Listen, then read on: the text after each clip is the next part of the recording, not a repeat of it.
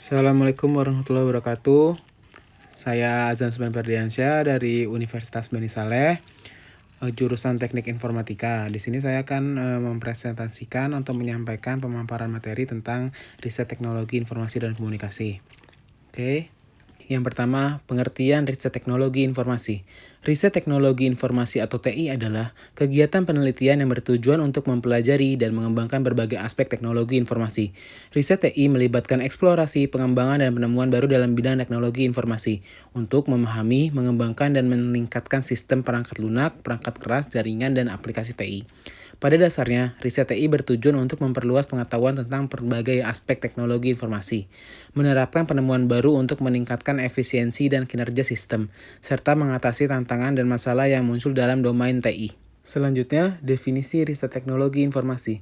Riset teknologi informasi dapat didefinisikan sebagai proses penyelidikan yang dilakukan untuk memperoleh pemahaman yang lebih baik tentang berbagai aspek teknologi informasi.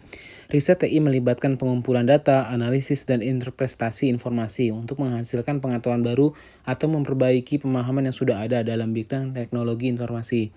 Tujuan dari riset TI adalah untuk mengembangkan dan meningkatkan sistem, perangkat lunak, perangkat keras, jaringan, dan aplikasi TI. Riset ini dilakukan untuk memahami teknologi informasi yang ada, mengidentifikasi permasalahan atau tantangan yang mungkin timbul, dan mencari solusi yang inovatif dan efektif.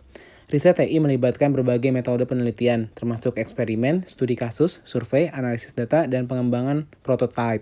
Metode-metode ini digunakan untuk mengumpulkan data yang relevan, menganalisis data tersebut, dan mengambil kesimpulan yang dapat diterapkan dalam praktik TI. Selanjutnya, riset bidang teknologi informasi.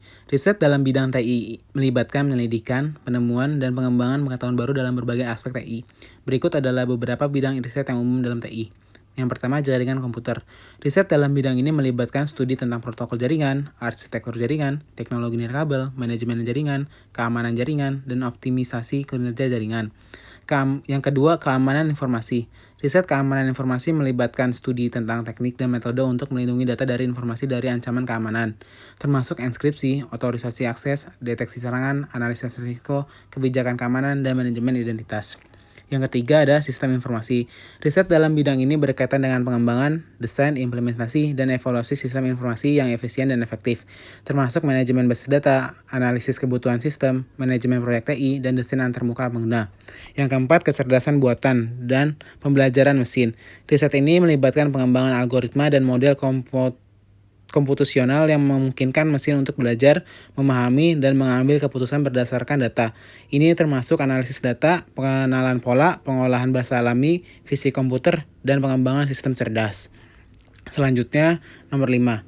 Aplikasi web dan mobile. Riset ini berkaitan dengan pengembangan aplikasi berbasis web dan mobile, termasuk desain antarmuka, pengguna yang responsif, pengembang perangkat lunak, pengujian aplikasi, dan integrasi sistem.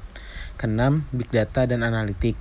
Riset ini fokus pada pengumpulan, penyimpanan, analisis, dan visualisasi data besar (big data) untuk memperoleh wawasan dan pemahaman yang mendalam, serta membuat keputusan yang didukung oleh data dalam konteks bisnis, kesehatan, ilmu pengetahuan, dan domain lainnya. Ketujuh, komputasi awan. Riset komputasi awan berkaitan dengan pengembangan dan menggunakan infrastruktur awan untuk menyediakan sumber daya komputasi dan penyimpanan yang elastis dan terukur, serta mempelajari manajemen sumber daya, stabilitas, keamanan, dan efisiensi dalam lingkungan cloud. Kedelapan, Internet of Things. Riset dalam bidang IoT melibatkan pengembangan dan penerapan teknologi yang memungkinkan objek fisik terhubung dan mengkomunikasi satu sama lain melalui jaringan, termasuk sensor, perangkat cerdas, analisis data, dan integrasi dengan sistem TI. Selanjutnya, macam-macam riset teknologi informasi. Ada beberapa macam riset dalam bidang TI. Berikut adalah beberapa jenis riset TI yang umum. 1. Riset dasar. Riset ini bertujuan untuk memperluas pengetahuan tentang prinsip-prinsip dasar dan konsep-konsep dalam bidang TI. Tujuan utamanya adalah untuk meningkatkan pemahaman kita tentang teknologi informasi, membangun teori baru, atau memvalidasi teori yang ada. Yang kedua, riset terapan. Riset ini bertujuan untuk menerapkan pengetahuan dan konsep-konsep TI yang ada untuk memecahkan masalah konkret atau mengembangkan solusi yang praktis. Riset terapan seringkali berfokus pada pengembangan produk atau teknologi baru yang dapat diterapkan dalam lingkungan nyata. Ketiga ada riset eksperimental. Riset ini melibatkan desain atau pelaksanaan eksperimen yang terkontrol untuk mengumpulkan data dan menguji hipotesis yang terkait dengan teknologi informasi. Riset eksperimental sering digunakan untuk memvalidasi ide-ide baru, menganalisis kerja sistem, atau menguji efektivitas metode dan algoritma. Yang keempat, riset kuantitatif. Riset ini berfokus pada pengumpulan dan analisis data kuantitatif untuk mendapatkan pemahaman yang objektif dan menyeluruh tentang topik penelitian dalam TI. Metode riset kuantitatif melibatkan pengumpulan data dalam bentuk angka atau statik dan menerapkan analisis statistik untuk mengambil kesimpulan. Selanjutnya nomor 5, riset kualitatif. Riset ini menggunakan pendekatan kualitatif untuk memahami fenomena dalam TI. Riset kualitatif melibatkan pengumpulan data yang lebih mendalam dan deskriptif melalui wawancara, observasi, studi kasus, atau analisis dokumen. Tujuan utamanya adalah untuk memperoleh pemahaman mendalam tentang prospek pengguna, konteks sosial, atau pengalaman individu terkait dengan teknologi informasi. Yang keenam ada riset aksi. Riset ini melibatkan kolaborasi antara peneliti dan praktisi dalam lingkungan nyata untuk memecahkan masalah atau mengidentifikasi peluang perbaikan dalam konteks TI. Riset aksi sering melibatkan siklus perencanaan, tindakan, observasi, dan refleksi untuk mencapai pemahaman yang lebih baik dan memperbaiki situasi yang ada. Yang ketujuh ada riset desain. Riset ini berfokus pada pengembangan desain yang inovatif, efektif dalam TI. Riset desain mencakup eksplorasi, prototyping, dan pengujian solusi desain baru untuk memenuhi kebutuhan pengguna atau memecahkan masalah yang spesifik. Selanjutnya, dasar-dasar penelitian ilmiah dan non-ilmiah. Penelitian dapat diklasifikasikan menjadi dua kategori dasar, penelitian ilmiah dan penelitian non-ilmiah. Berikut adalah gambaran singkat tentang dasar-dasar kedua jenis penelitian tersebut. Yang pertama, penelitian ilmiah. Penelitian ilmiah bertujuan untuk memperluas pengetahuan melalui pendekatan yang sistematis, terkontrol, dan objektif. Penelitian ilmiah didasarkan pada metode ilmiah yang melibatkan pengamatan, pengumpulan data, analisis data, dan penarikan kesimpulan berdasarkan bukti empiris. Penelitian ilmiah sering kali mengembangkan hipotesis yang diuji melalui pengumpulan data dan analisis. Yang keempat, kesalahan. Penelitian ilmiah mencoba menghindari bias dan kesalahan dengan menggunakan metodologi yang benar, mengontrol variabel-variabel yang mempengaruhi hasil, dan menggunakan proses peer review untuk memvalidasi temuan. Yang kelima, publikasi. Hasil penelitian ilmiah sering diterbitkan dalam jurnal ilmiah yang melibatkan proses penelaahan oleh para pakar, peer review. Selanjutnya, penelitian non-ilmiah. Tujuannya, penelitian non-ilmiah bertujuan untuk memperoleh pemahaman atau informasi yang berguna, tetapi mungkin tidak memenuhi standar metodologi ilmiah. Metode penelitian non-ilmiah menggunakan berbagai metode, termasuk observasi, wawancara, studi kasus, survei, dan pendekatan kualitatif untuk mengumpulkan data. 3. Hipotesis. Penelitian non-ilmiah mungkin tidak mendasarkan diri pada hipotesis yang terdefinisi secara jelas, tetapi lebih pada eksplorasi atau pemahaman topik tertentu. Kesalahan. Penelitian non-ilmiah dapat rentan terhadap bias atau kesalahan karena metode yang lebih fleksibel dan kurang terkontrol. Publikasi. Hasil penelitian ilmiah mungkin tidak diterbitkan dalam jurnal ilmiah, tetapi dapat dibagikan melalui laporan internal, presentasi, dan publikasi yang lebih luas. Selanjutnya, bisnis riset. Bisnis riset adalah proses penyelidikan yang dilakukan untuk mendapatkan pemahaman yang lebih baik tentang berbagai aspek bisnis. Tujuan dari bisnis riset adalah untuk mengumpulkan informasi, menganalisis data, dan mengambil keputusan yang didukung oleh bukti empiris untuk meningkatkan kinerja dan mengembangkan strategi bisnis yang efektif. Berikut adalah beberapa jenis riset bisnis yang umum dilakukan. Riset pasar. Riset pasar melibatkan pengumpulan dan analisis data tentang konsumen, pesaing, tren pasar, dan preferensi langganan. Tujuannya adalah untuk memahami permintaan pasar, identifikasi peluang bisnis, dan mengembangkan strategi pemasaran yang efektif. Kedua, ada riset kepuasan pelanggan. Riset ini dilakukan untuk mengatur tingkat kepuasan pelanggan terhadap produk, layanan, atau pengalaman dengan perusahaan. Data yang diperoleh dari riset ini membantu perusahaan meningkatkan kualitas produk dan layanan, serta mempertahankan hubungan baik dengan pelanggan. Yang ketiga, riset produk dan pengembangan. Riset ini dilakukan untuk mengumpulan umpan balik tentang produk yang ada, mengidentifikasi kebutuhan dari preferensi pelanggan, serta mengembangkan produk baru yang relevan dengan pasar. Riset ini melibatkan pengumpulan data tentang fitur, desain, harga, dan kualitas produk. Selanjutnya, nomor 4. Riset branding dan citra perusahaan. Riset ini dilakukan untuk memahami persepsi pelanggan terhadap merek dan citra perusahaan. Tujuannya adalah untuk mengukur kesadaran merek, reputasi perusahaan, dan asosiasi positif dengan merek tertentu. Yang kelima ada riset karyawan. Riset ini bertujuan untuk memahami persepsi, kepuasan, dan motivasi karyawan dalam organisasi. Data yang diperoleh dapat membantu perusahaan meningkatkan budaya organisasi, retensi karyawan, dan produktivitas. Yang keenam ada riset persaingan. Riset ini melibatkan analisis persaing dalam dunia industri tertentu.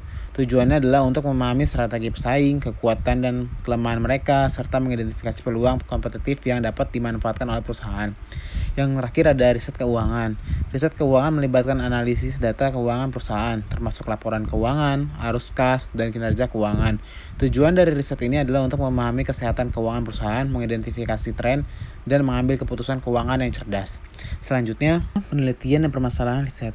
Penelitian melibatkan proses penyelidikan yang sistematis dan terstruktur untuk memecahkan masalah atau menjawab pertanyaan penelitian. Dalam konteks riset, permasalahan atau masalah merujuk pada situasi atau kondisi yang memerlukan pemahaman yang lebih baik, solusi atau pengembangan pengetahuan. Berikut adalah hubungan antara penelitian dan permasalahan riset. Yang pertama ada identifikasi permasalahan. Langkah awal dalam proses riset adalah mengidentifikasi permasalahan atau pertanyaan penelitian yang relevan dan berarti. Permasalahan riset dapat timbul dari kebutuhan bisnis, kekurangan pengetahuan, tantangan yang dihadapi, atau peluang yang ingin dieksplorasi. Yang kedua ada tujuan penelitian. Setelah permasalahan diidentifikasi, peneliti menetapkan tujuan penelitian yang jelas dan spesifik. Tujuan itu mencerminkan apa yang ingin dicapai melalui riset, seperti mengembangkan pemahaman baru, memecahkan masalah, atau menguji hipotesis tertentu.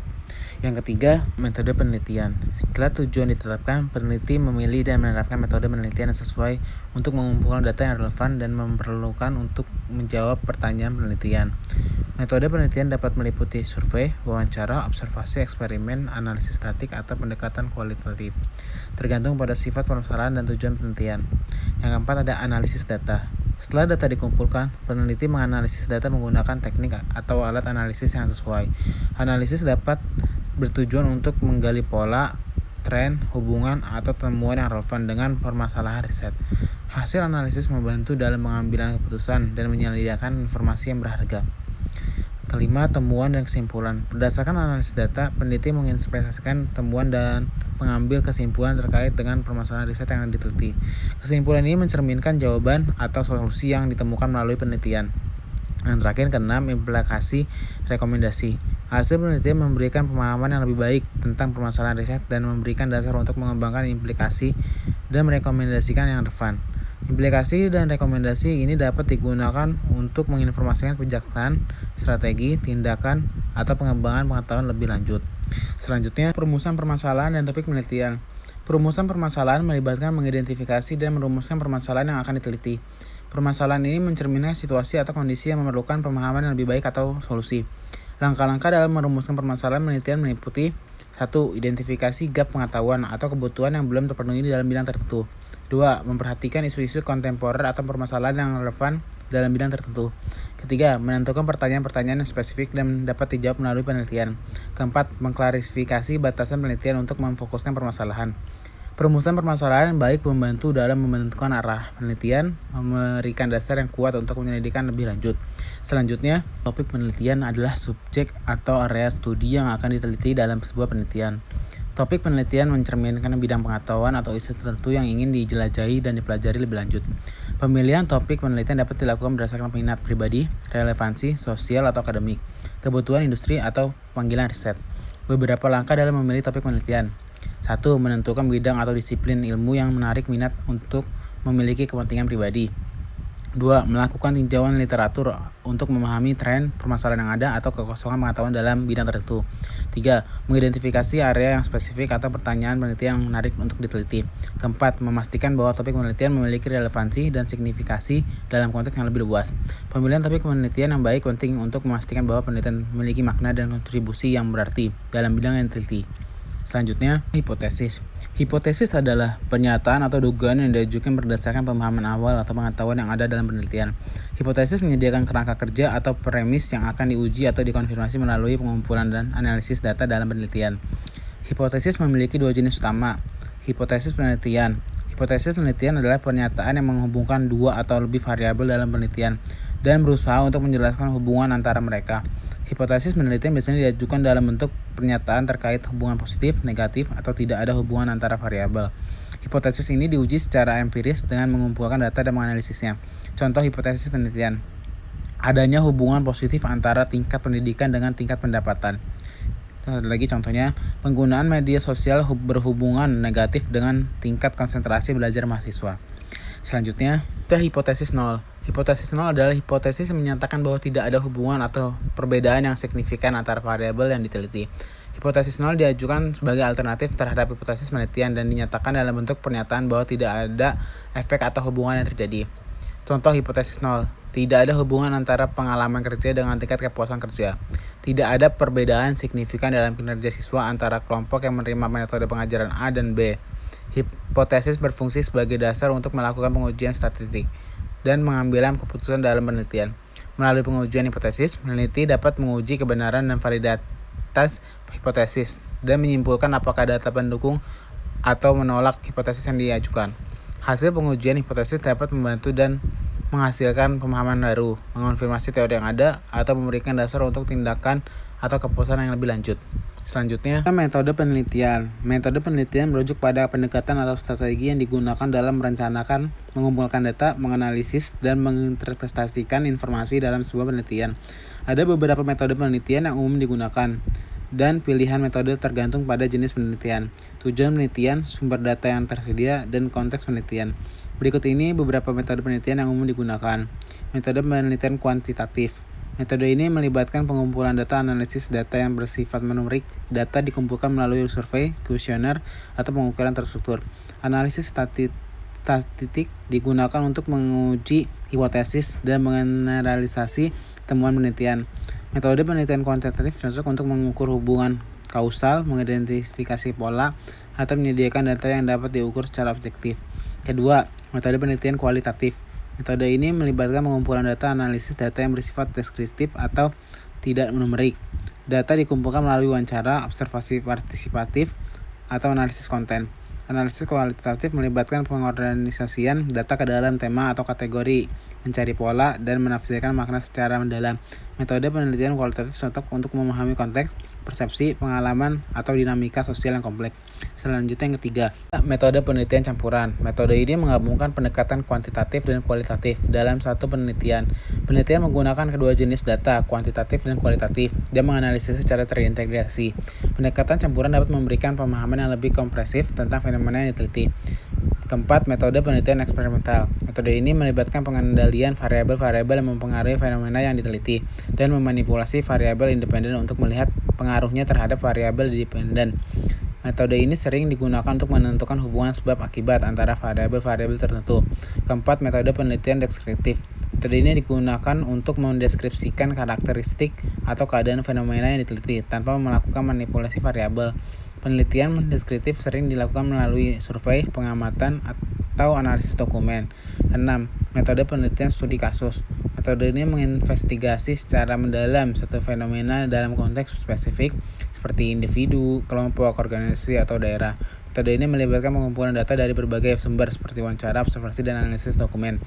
7. Metode penelitian tindakan. Metode ini digunakan untuk memecahkan masalah praktis di lapangan dengan melibatkan kolaborasi antara peneliti dan peserta penelitian.